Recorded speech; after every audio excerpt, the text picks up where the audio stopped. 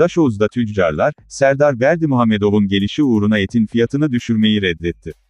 Türkmenistan Devlet Başkanı'nın ana merkezi Serdar Berdimuhamedov'un 21 Aralık'ta Daşoğuz'a gelmesi bekleniyor. Bu artan yerel bayi pazarda satın almak zorlaştı. Nasıl bir ilişki olabilir? Şimdi açıklayalım.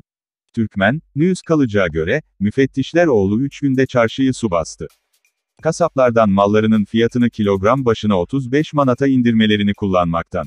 Ancak gerçek fiyatı 60 manattan az değil, bu da mevcut piyasana göre 2,5 tanıtılıyor. Sonuç olarak, onlar boykot, Cumhurbaşkanının çocuğunu ziyaretine ve komisyon çarşıdan kabul edilmeyen reddediliyor.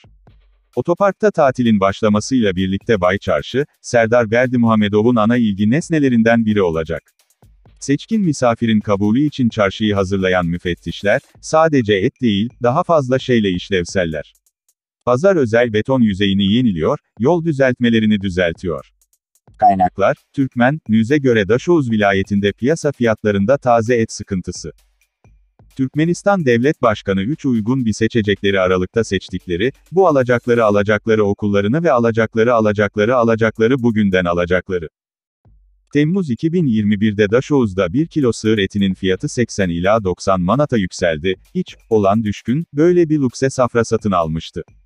Sonbaharda, siyah dolar kuru 30 manattan 24 manata düştü, yüksek fiyata ucuza düştü. Özellikle Daşoğuz'da fiyatı 70 ila 75 manata kadar düştü. Ancak, piyasadaki çoğu aile için karşılanamayacak durumda.